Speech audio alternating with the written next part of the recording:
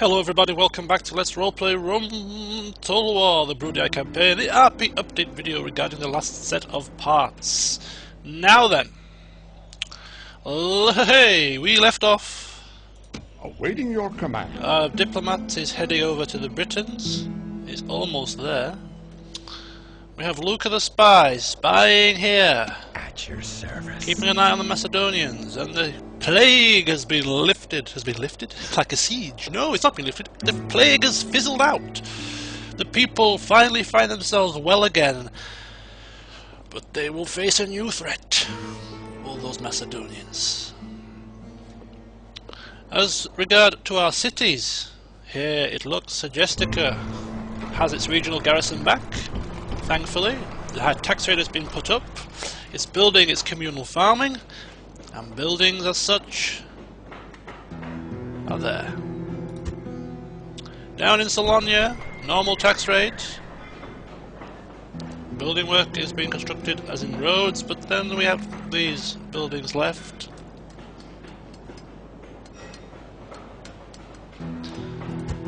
We move down to Tarentum. Plenty of building work to be had. And look at Vibius. Look at Vibius' stats. Management full. Shapes the business of state to his will and gets any task done, despite the challenge. Good old Aulus.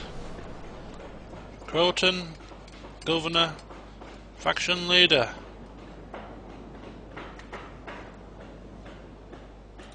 And there we go.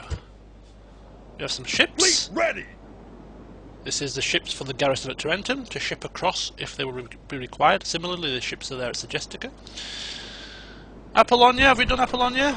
No, I don't think so. Cassius, very high tax rate. Currently building a militia barracks. Greek navy at Thermon, taking diplomats all over the place. But Thermon is now finished. Low tax rate to promote population growth. There is a long way to go before this gets to its destination. However, it still has its units here. Not yet disbanded, but it's almost at the stage where we can do that. The regional garrison at Sparta just shifted on over here temporarily to deal with the rebels at Athens. But now they find themselves in a bit of a pickle, because they're going to struggle to get themselves back in time due to the fact that there is a large rebel pirate navy patrolling the shoreline, and it's going to be a struggle for us to get the ships to take them back. Ready to sail. We have merged two fleets together, so if these get retrained as is happening, this fleet will probably be big enough and strong enough to take the regional garrison back from here down to here. But at the meantime, the consular army itself is returned to be trained up for the attack and the war with the Macedonians. So the regional garrison doesn't have to hurry back, because there's not going to be a lack of troops in this area for the short time. As for Sparta itself, high tax rate, no governor, and these are the buildings that are required over here. And that leaves us with Athens, of course, currently governed by Amulius for the time being. Low tax rate, as public order was a problem. Recently captured Kydonia. Normal tax rate. Nothing much else to build there really. A couple of peasants to keep order. A land that is in desperate need of rejuvenation. And roads. Consul, proconsul Titus Brutus. Is this going to be his final resting place? Is this going to be the place he settles down and carries on a life of politics? A life of being in the Senate? God only knows. Because apparently they favour this man, so they should have mapped out his life. As regard to his army, I have dropped off all the Velites there, and one unit of Astarte, building up some peasants, all in aid of assisting with the public order situation. Large temple also. Still a little bit of work to do. And the Greeks, God bless them, they expand in Asia Minor. So all building work has been accounted for. Consular army recruiting, starting. Regional garrison over there. The war with the Macedons is now on the tips of our fingers. We are inches away. We can almost taste it. We can almost taste the riches, the glory of wiping these out of our hair, getting them out of our faces. But it's still a little bit of preparation work required.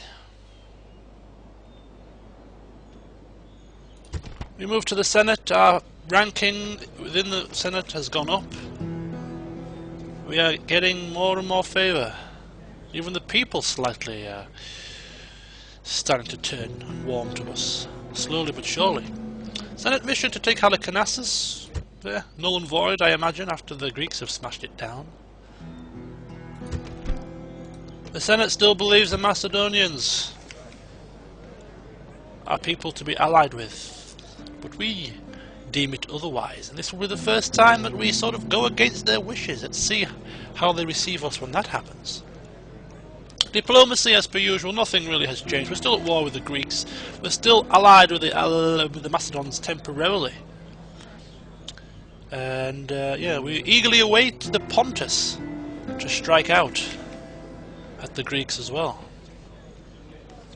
Financial reports, our money is increasing quicker than we can spend it, which is a nice position to be in, but we might have to try and find ways to dispatch that cash to keep ourselves from growing too greedy. And the final piece of the puzzle, the faction itself, the family tree. Aulus is still only 54. Still has a few years left in him. Amulius, faction, heir, and Vibius, Interentum, the capital.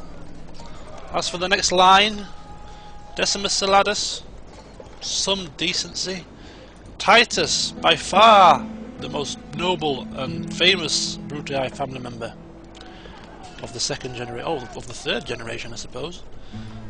Then we have Appius, we have Cassius, we have the young Augustus, quite a way away from coming of age. Cornelius, 27, he's quite good in management, miserly like his uncle is. And then a whole heap of ladies. And then we move down to the fourth generation. 3 years old, 1 year old. 5. There's still a long way to go. Now we are notably short on male family members, but I'm sure that will change in due course and in good time. So there we have it. That's where we're up to at the moment. May our good fortune continue. See you next time. Bye for now.